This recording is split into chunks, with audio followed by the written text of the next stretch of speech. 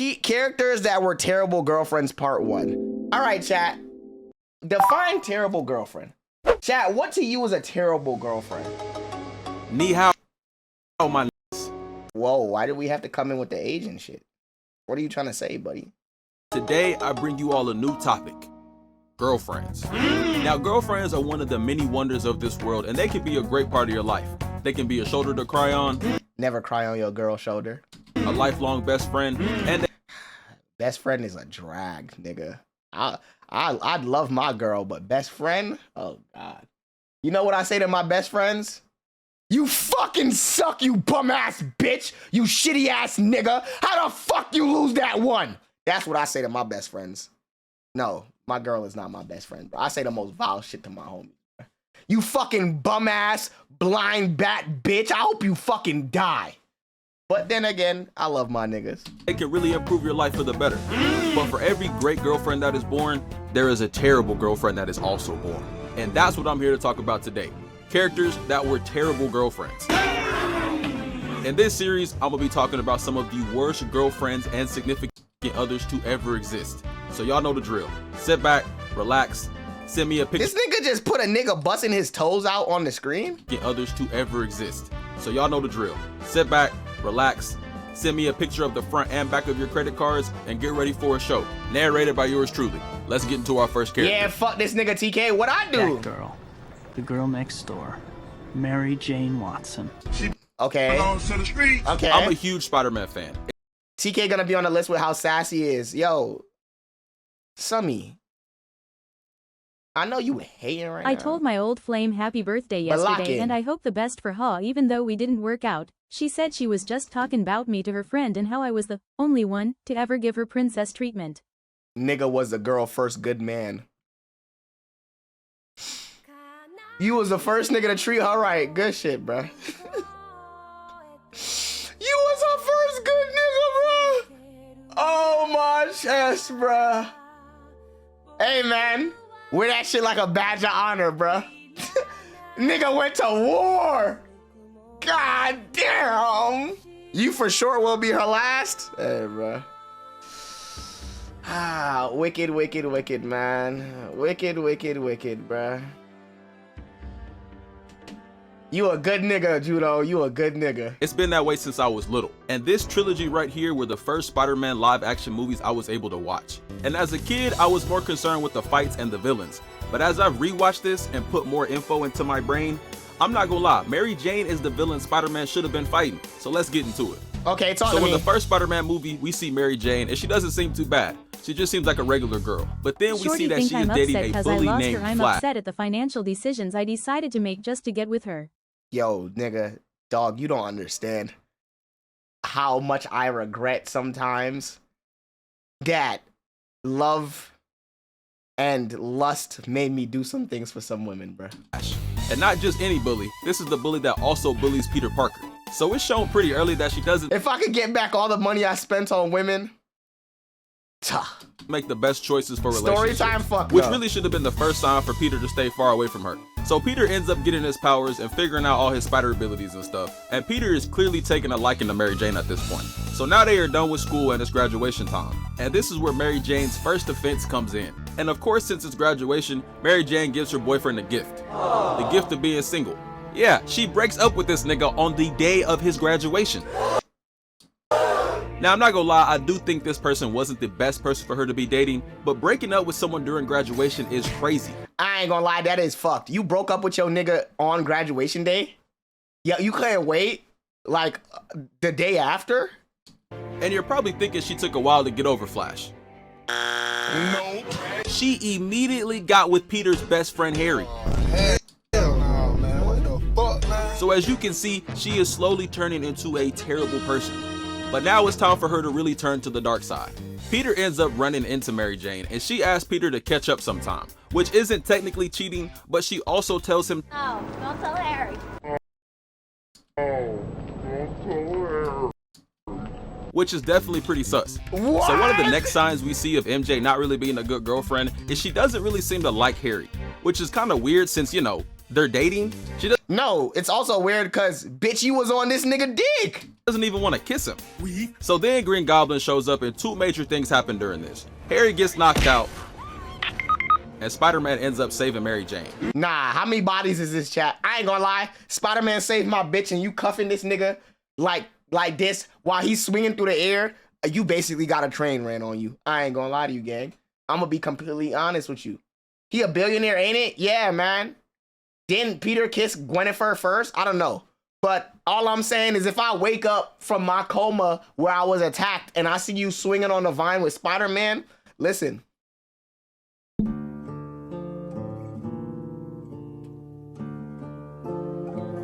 When you come home, house gonna sound like a 1960 argument.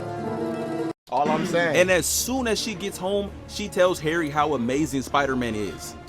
What the fuck? He just got knocked out today. She didn't even ask how he was doing. Then before he can even say anything to her, she just hangs up. Emotional damage. Then we get the famous scene where Mary Jane is saved by Peter and she kisses Spider-Man in the alleyway. Now this might look romantic, but nah. Now this is not romantic if you really think about it. So let's break this scene down. Mary Jane is still dating Harry. She just recently asked Peter on a secret date not too long ago, and now she is kissing Spider-Man. This hoe going. Yo! Nah! God damn, that bitch going! Yo, you don't know who this nigga is or where his lips been. He could suck dick. He could be eating dick.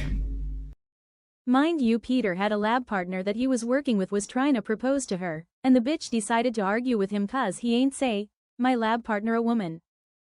Yo, what? Which at this moment, she doesn't know Spider-Man is Peter Parker, so she was willing to passionately kiss a masked stranger while in a relationship. I don't understand why you even did this to yourself. This made you look so fucking stupid. This shit make you look so stupid. And look how happy she is after it. She never geeking pussy wet as shit. Oh my god. Never smiled like this with Flash or Harry. But a random kiss from a nigga in a skin-tight spider suit got her this geeked up. So at this point in the story, Peter's aunt ends up in an accident. And Mary Jane shows up and is having some pretty interesting dialogue with Peter and being very flirtatious with him. And then Harry shows up at the hospital. And this was probably weird for everybody in this moment, because Peter is emotional about his aunt. Mary Jane is still having orgasm aftershocks after her moment with Spider-Man, and Harry is watching his girlfriend be flirty with Peter and still talking about Spider-Man after everything she's done so far. Yeah, nah, this nigga Harry gotta have a shame kink, cause that's crazy. You kissing Black Cat or Catwoman if she save you while y'all girl at home?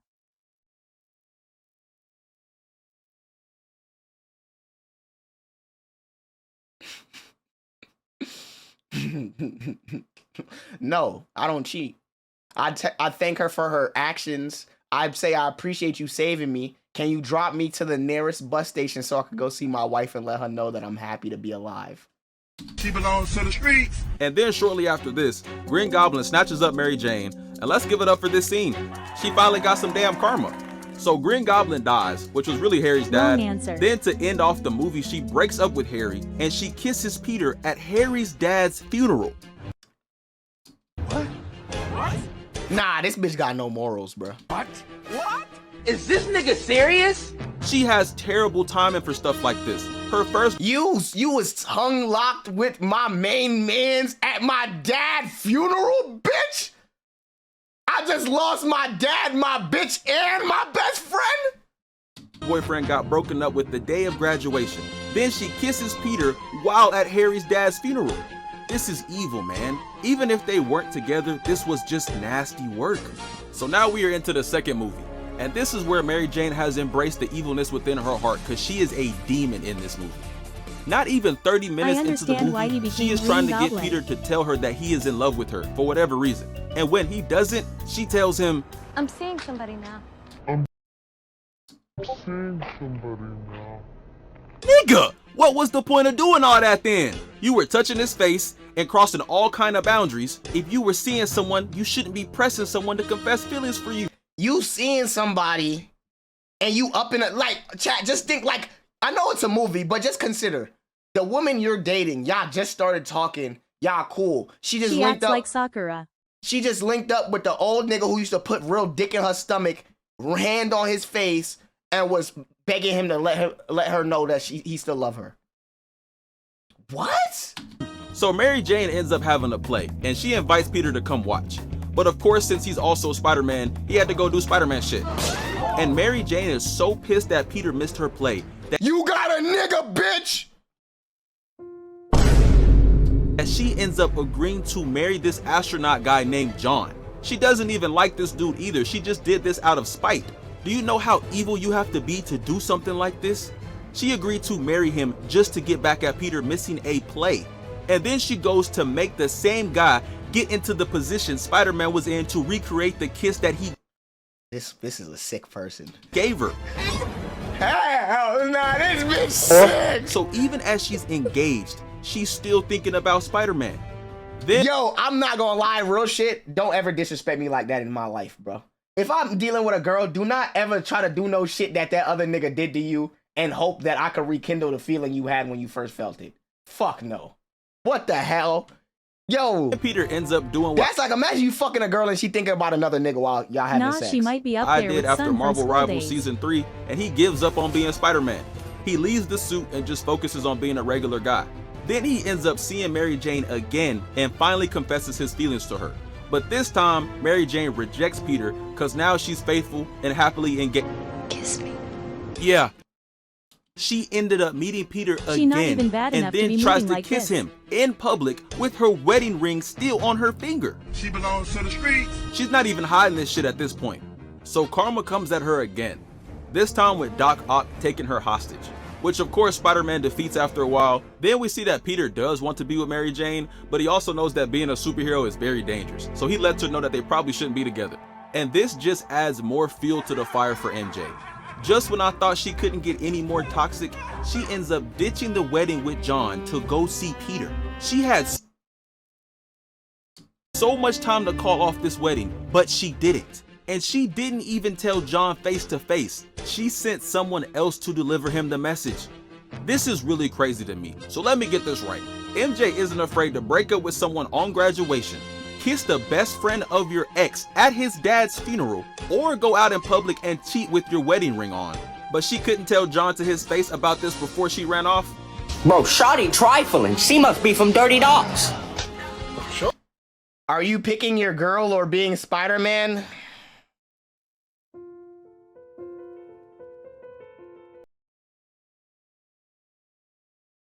Listen.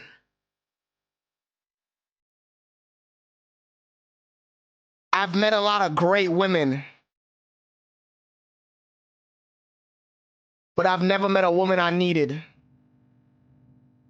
And the city needs me. Simple. The city needs me. You think I don't let a game? Superpowered girl, so she understand my life's purpose. Baby girl, I am not Tom Holland. I'm Tom Brady. You thought I was leaving the game for you?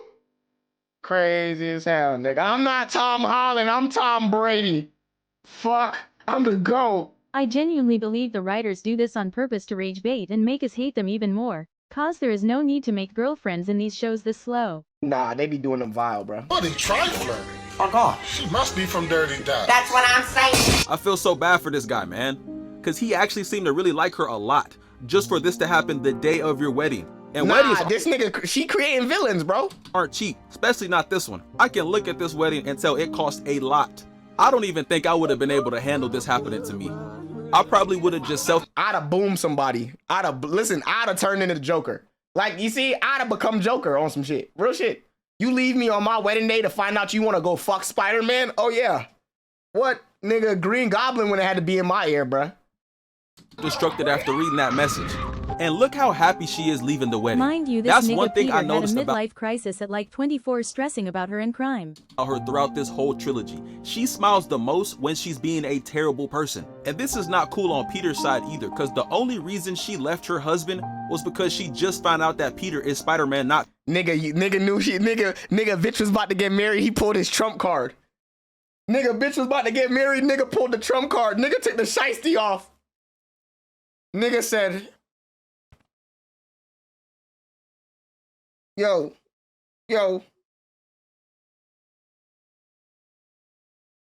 Nigga said, chat. Nigga hit one of these. Why my mouse not working?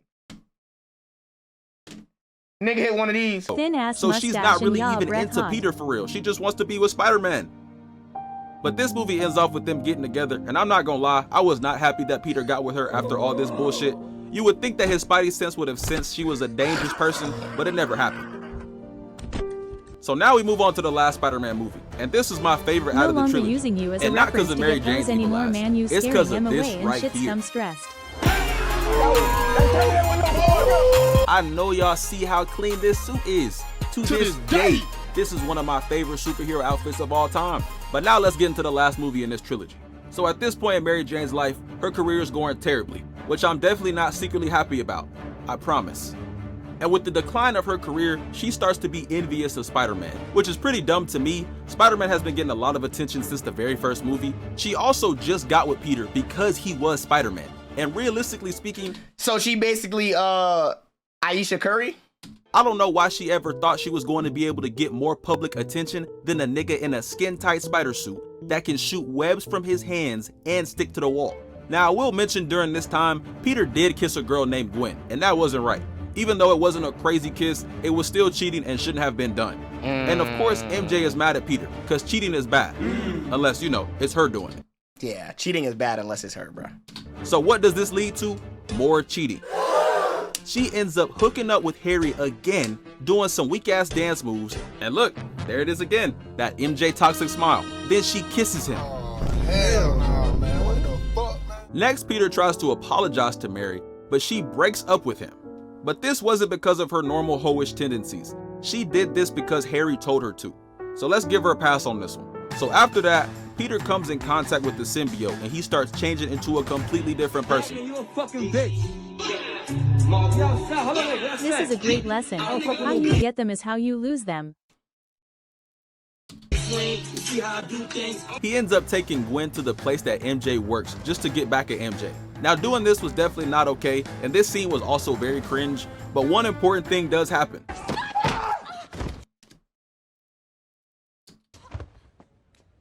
Yeah, Peter actually hit MJ. Now was this the He smacked the bitch? right thing to do? No. Was this an understandable crash out? Yes.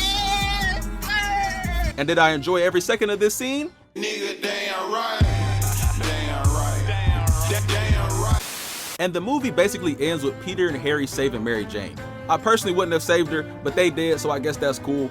Harry ends up dying, and the movie ends with the whole happily ever after type thing, but I doubt that actually happens based off everything we've seen her do so far. Alright, now it's time to talk about the key points on why Mary Jane is a terrible girlfriend. Okay. She cheats on every single one of her significant others. Alright. She's okay with kissing random dudes. She's very manipulative. Okay. Doesn't ever take accountability. Okay. Leaves her husband the day of the wedding. Okay. Envious of her own boyfriend. Okay. And never fully becomes faithful. So she's like every other woman to ever exist in the history of the universe. Alright. Alright, now it's time for the next character. Where do you get the nerve to trap me in your stupid treehouse? Yo, oh, I hated this bitch. Yo, wait. This nigga, this real pull, nigga. Oh my fucking God, I hated this bitch. Yo, nah, this elite pull. I real life hate this bitch, bruh. Free my nigga number one, bruh. Oh my life, no bullshit. I wanted this bitch smoked so bad, bruh. Weddings and run off with another girl. Yo, go, oh my God. Oh my God, where's my pole at, bro? Eat a meatball sandwich. This nigga is crazy. Now this is a character that I had to do a good amount of research on. She's from a show called Codename Kids Next Door. The show is about these kids that have formed this global organization that protects kids from adults. I don't think y'all understand. I real life hate this bitch, chat. Like, yo, she dead ruined so many episodes of this show for me because why are you even here? The program gets assigned a number as their name. The main characters are number 1, number 2, number 3, number 4, and number 5. And Lizzie doesn't show up too often, but whenever she does, she is insane. So let's get into it.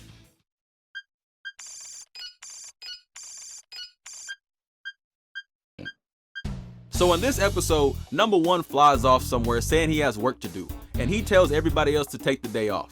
So because they got the day off, they end up going to the carnival. And while they are doing carnival shit, they see number one with Lizzie.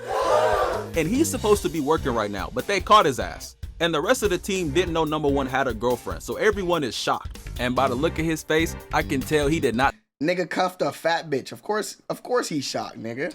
think that they were about to show up. You know what I mean? Yes? What are you? Whoa, chill out. What?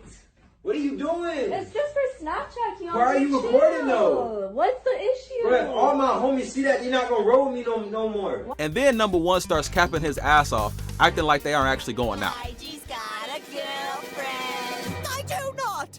Stop the cap. Stop the cap right now. Now this was lame of him to do, I'm not gonna lie, but wait till you see what Lizzie does after this. So the next day, they are walking, and Lizzie also happens to be outside. And she ends up getting him a present with a helmet in it. Aww. And at first, I was confused as to how she found the perfect size for his weird ass head shape, but then I realized she got the same head too. Then he puts it on and walks off. But then she pulls out a remote for the This bitch was toxic, bro. helmet. And turns out this helmet is controlling his brain so that he will spend more time with her. I'm going to hang out with Lizzie instead. And she ends up forcing him to take her out on a date. Then the kids next door look through a magazine and they end up finding the device that Lizzie gave number one. And I don't know what kind of magazine this is or who all has access to this specific magazine, but this is a wild machine to have. Exactly. And then they find out that the effects of the helmet become permanent the more the person wears it. Okay. And he is going through it. But Lizzie is enjoying every minute of it. Turn that shit on. Turn that trash in. Then she reveals that she is doing all this to take number one away from his friends.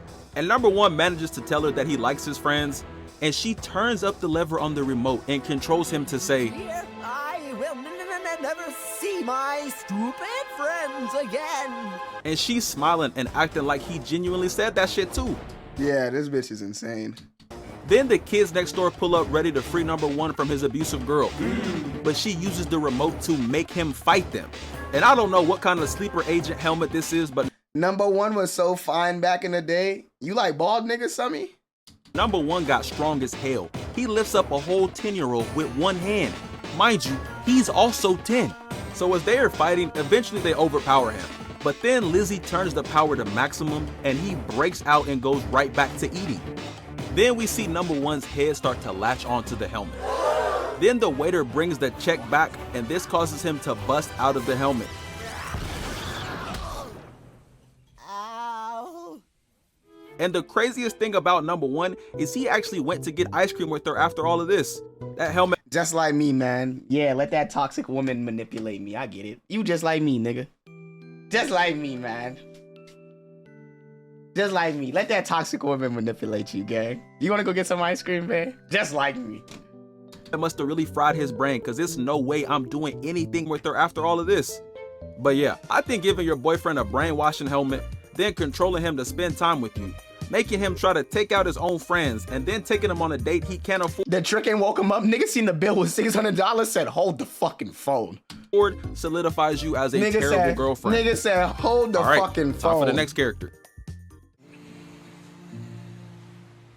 Oh, not this bitch. 12 seconds later. Oh my God, bro. Now I'm actually a fan of the Twilight Saga movies. I hate these movies. I ain't gonna lie. I'm about to rant right now. Twilight was a fucking shit movie. Niggas gassed that shit up because motherfuckers wanted to suck Edward dick and wanted to fuck this bitch. That movie was fucking ass. The premise was stupid as fuck. This bitch got pregnant by a nigga who can't stand in the sun and then turned into a vampire. She was fucking on a musty, hairy wolf, nigga. Yo, that movie was mid. And y'all like it because y'all are freaked out gooners. All the hoes who like this, y'all, I know what type of books y'all be reading, bro. I know what type of books y'all be reading. Bella in these 5 movies is one of my least favorite characters of all time. And not just because she doesn't really do much and is extremely awkward, but she made a love triangle with Jacob and Edward for no reason. Now, Jacob and Edward definitely weren't the best people either. They also did some questionable things throughout this whole series, which I plan to talk about in a later video. But right now, let's talk about Bella Swan. In the first Twilight movie, Bella moves in to live with her dad. Is this a black vampire? Charlie. And this is also where she meets Edward, and they slowly become romantically entangled. Then Bella finds out he is a vampire, and at this time, Jacob is a minor character in the plot, but he does show an interest in Bella as well. And to be honest, this first movie doesn't really have Bella do anything too crazy. She does miss a good chunk of school though, which actually gets worse the more she falls in love, but the most important two things are that she meets Jacob and she falls in love with Edward.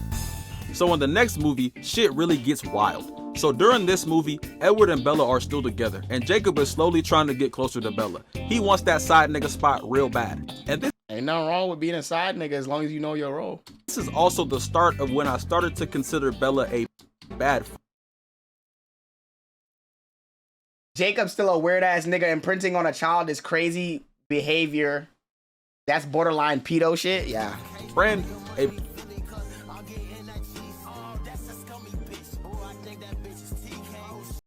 Yadio joined $. 7 months. I need Kirk from you. Appreciate the 7 months. Bad daughter, and most importantly, a bad girlfriend. Cause as I rewatched this movie and put myself in the shoes of both Jacob, Edward, and her friends, I realized she is just terrible at everything. So Edward invited Bella to his house, which was a terrible idea, since they are all vampires and she's a human. And as soon as she shows up, she gets a paper cut, and this causes Edward's brother to tweak out. So Edward ends up leaving Bella and going to Italy because it's too dangerous for him to date her. And now they are officially broken up. And Bella is hit really hard with this breakup. She doesn't do anything for like 4 months. She doesn't go to school, she doesn't shower, and she never leaves her room. So then Bella finally ends up doing something, and she goes to the movies with one of her friends. And then she meets a group of bikers and starts to see visions of Edward. And this is where she starts doing a bunch of wild shit just to see these hallucinations of Edward. And this is also where she starts to really like Jacob and give him hopes of being with her. She asks him to fix 2 bikes so that they can ride together and spend time together. And of course Jacob is down for this. But she's only doing this to see visions of Edward. Now she's not dating Jacob right now, but she definitely knows that he likes her. And she definitely has intense feelings for him too. And for her to be doing all this with the guy manipulating this nigga so that way you can see visions of your ex-boyfriend is fucking crazy. She knows likes her, while she's only doing this to see her ex, is pretty awful in my opinion. So Jacob starts being distant towards Bella, and this causes her to go check on him at his house. And this is where she finds out that he's a wolf. But she's still trying to see Edward's illusions, so she ends up jumping off a cliff and hitting her head on a rock just to see him. Exactly. I want you to know this movie was fucking stupid. Jacob ends up rescuing her, and this is where she starts to show more romantic feelings for Jacob. Nigga got a normal cut that long shit off his head, and nigga turned into some type of womanizer ass nigga, bruh. Hey man, the only reason why you can't get bitches is because you don't got a haircut. Telling niggas. Damn near kiss right here. But then the phone rings and turns out Edward was on the phone. And Bella switches up immediately. She completely ditches Jacob, ditches school, ditches her dad, and ditches everything she was doing to go fly all the way to Italy to see Edward. Hey, she's broke, musty, and boring. Where did she get the money for that ticket? And I know this had Jacob in shambles. He finally thought he had a chance. He rebuilt 2 bikes from scratch just for Bella and him to spend time together. And he saved her from literally dying, all while she was giving him romantic signs, and her ex calls and she... No N-word today, twin. Alright, nigga. He hops on a plane and goes to see him immediately. He's a terrible actor. Yeah, I would have had to crash out and bite a few niggas after getting played like this. So this movie ends off with Jacob and Edward getting into some beef that Bella ends up getting into the middle of. And she also asks Edward to turn her into a vampire. And Edward doesn't want to do this for 2 main reasons. 1, he wants her to have a regular life, and 2, it could actually kill her. But Bella doesn't take no for an answer, which is another thing I really don't like about. Question, chat. How do vampires feel about period blood? Like when girls are on their period, do them niggas like turn up? About Bella. She doesn't ever listen. And it's not like this is some random person telling her no. This is her boyfriend. The nigga she dropped everything for and flew to Italy to go. Why niggas spamming question marks? Like that's not a valid question. Do that nigga not turn up? See, but she won't listen to him. So this forces him to make her a deal. If she marries Bro, him, just he'll shut turn up and her. react, nigga. Now, this is kind of sad for Edward. Nigga told me shut up and dribble. You right, my bad. And later Jacob as well. Because you got a hentai script in the works? These niggas don't want me to write smut. Edward has been a... Niggas don't want me to write smut. I'm telling you, the smut I write would be crazy! Against turning Bella since he met her. And You're she's not literally even high not and listening you to what asking he's these saying. questions. Alright, I know I filled y'all's heads with a lot of info, so let's get the key points out the way. She led on Jacob. She used Jacob to see illusions of Edward. Got really close to Jacob. Then immediately left him when Edward called. And she also forces her boyfriend to do something he's told her that he doesn't want to do. Alright, now it's time for Eclipse. So in this movie, there's an army of vampires being created to take out the Cullens and Bella. So both the werewolves and vampires team up to protect Bella and the people of the city. Pretty sure that's what Edward smelled when he first seen Bella in class. Watch it, nigga pulled up into class and said she smelled like pennies. And one day when Bella is going to school, Jacob pulls up and she goes to hang out with him. So now Bella starts spending a lot of time with Jacob. And I really don't know how Edward is putting up with this behavior, because there's no way I'm staying with my girl if she's constantly hanging out with another guy that clearly likes her, and she obviously somewhat likes him too. And during one of these trips, Jacob confesses his love for Bella and tries to kiss her. And this goes really bad for both of them. Jacob gets rejected, and then Bella gets her hand broken. Now this specific time, I'll give Bella a pass, because even though she was misleading him and giving him mixed signals so far, there should never be kissing or touching without both parties wanting to engage, regardless of anyone's true feelings. Now I've never been a girl before either, but I think at this point I would be pretty done with Jacob after all of this. She knows she's going to marry Edward. She knows she wants to be a vampire, and Jacob just forcefully kissed her. She should really be done with this nigga at this point and just be happy with Edward. She ends up surprisingly graduating, despite her missing literal months of school and ditching every day. Mind you, that's how I know this movie's fucking ass. Bitch never go to school, but you graduated? And at the graduation party, Jacob shows up and gives her a bracelet. This isn't too important, but it does further show how Bella just keeps stringing this nigga along for the ride. So now we're at the point where it's time for war. But of course, Bella's dumbass isn't taking anything serious and starts trying to pressure Edward to give her some vampire wiener. And this is another instance of her not respecting boundaries. Because the reason Edward hasn't been wanting to get too freaky with Bella is because he's strong as shit and could really hurt her. And because she's so pushy about this, he agrees to try it out once they're married. Then we get a nice scene of Edward pulling out the engagement ring, and they're pretty happy about it. Now it's that. Some of you like white meat? Now for the awkwardest part of this whole story. So as everyone is preparing for the battle, Edward and Bella go up on a mountain so that they can be away from the fight. But during this, it gets really cold up there. So Jacob ends up having to warm her up by cuddling with her. And nigga pressing dick to your bitch butt. Somebody would have had to die. And Edward just has to sit there and watch this happen, all while being able to read Jacob's thoughts the entire time. Nah, ain't no way. Why would be this? But Edward has to get his get back. So in the morning, Edward starts talking to Bella about their marriage stuff, and he's doing this knowing Jacob is listening. And this makes Jacob tweak out. And this is where Bella kisses Jacob to calm him down. And not a little kiss either. You know what I've noticed about a lot of movies and shows that women love? A lot of times it's women being thoughts. Think about all the movies and romantic shit that does really well. It's always girls being thoughts. Titanic. The bitch was married when she went on the boat and fucked some bum ass sailor nigga. And then let him die. The Notebook. Bitch, you was married.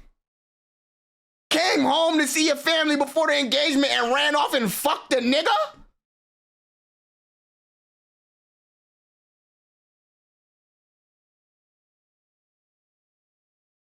Sinners!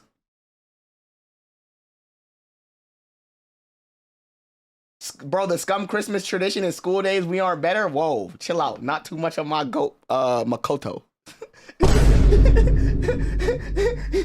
Chill out, twin. Not too much on my goat, Makoto, okay? Alright? Chill. Alright? We on school days, Christmas Day. Not too much on my nigga, my nigga Makoto, okay? Just chill. They were getting busy. This is foul, man. Makoto was chilling, them bitches was tripping, bro. Listen, can you blame a nigga if hoes throwing it at him? And they didn't even brush their teeth. And Edward is like right around the corner.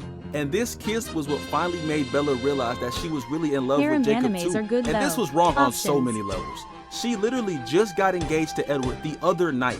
And now she's having a full-on makeout session with Jacob.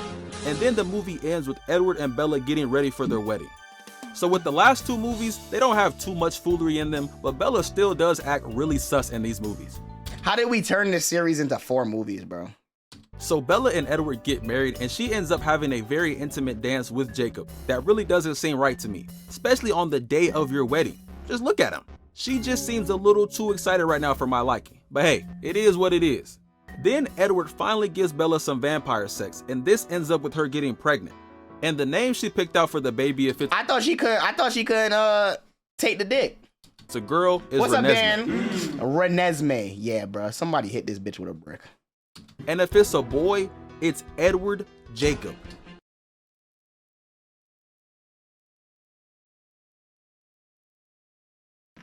Edward Jacob. Are we dead ass right now?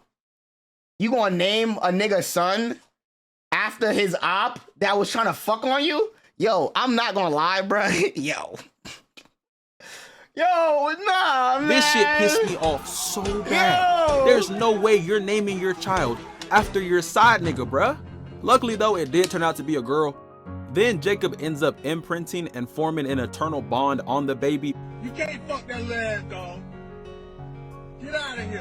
Which is kind of weird, but I'm not a wolf, so I don't know how that shit works. And that's pretty much it for this story. I think Bella was really manipulative. She strung Jacob along for so many years. She flip-flopped between both of them every damn movie. And she always pushed Edward to do things he didn't want to do. I feel really bad for both Edward and Jacob. I think they deserve someone who knows what they want and can fully commit. All right, time for the last character. I'm here, darling. Oh crap, she found me. Now this girl is kind of a complicated character because I truly think her heart was in the right spot. Kinda. She's from a manga and an anime called Fruits Basket. And this is Kyo. Now they aren't technically together, but in her eyes they are. So I figured I could include her crazy ass on this list. So let's get into why she's so terrible. So Kagura met Kyo when she was 7 years old, and both her and Kyo were born as zodiacs, which means they have a spirit animal inside of them. Kagura is a boar and Kyo is a cat. But Kyo had it much worse than her, because due to him being a cat, people despised him and didn't even want to be around him. So Kagura sees this and she's like, "You're a victim." Here we go, CSI. So she ends up befriending him out of pity for what he is. Alright, now it's time for me to tell y'all the crazy shit she does. So she ends up threatening Kyo into being with her by using a knife. Is this nigga serious? Then she tries to wear Kyo's bracelet, and this bracelet is the only thing stopping him from turning into this. What is that? And Kyo doesn't want her to have it, but she ends up taking it by force, and then Kyo's true form comes out. So this scares her and also made his mom stop letting him come out. So this obviously caused Kyo a lot of pain, but Kagura wasn't worried about that at all. Instead, she forces herself to love him in order to make herself seem like a better person. This is where her worst trait comes out. Once they get a little older, she gets a lot more aggressive with Kyo. The relationship is completely on her terms. She's literally beating him up just to get him to go on a date with her. And she beats him up multiple occasions. It's damn near every episode. And since they are together, at least in her eyes, this is messed up. Not only is So she's abusive, toxic, and manipulative. Sounds like a woman I need in my life. she's forcing herself to love him out of pity and forcing him to be in a relationship with her. But she's always fine shit could punch me in my chest. I ain't mad at it. Abusing him daily.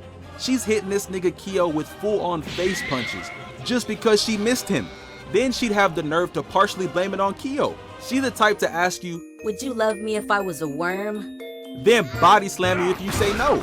There's one scene where she does him so dirty. She throws him through the door, jumps after him, grabs his leg, and just look at her face right now. This is not a girl you want to be with. Kyo, I get it, bruh. Then she starts swinging his ass. Only real niggas would understand. Only the real would get it. Bro, listen, there is no love like a woman that's willing to kill you. You love me so much that if I don't love you, I can't exist. Hey, man, that's real love. Ass around like a helicopter, then slams him on the ground. Damn! What? She starts swinging his ass around like a helicopter, then slams. God damn, that nigga back is fucked. Holy shit. Him on the ground. Who did this to you, my love? All the homegirl abusive. The homegirl domestic violence. But she does end up somewhat calming down and accepting that he doesn't want her later on in the series. But she put my guy Kyo through physical and mental hell for a long time. And yeah, that's it for today's video. Hope y'all learned something today and had a great time. That was a good video. Also, shout out to my amazing girlfriend. She helped out a lot with this video, especially the Twilight section. I'ma also try to drop a surprise video for y'all around Christmas time. But that was a good video.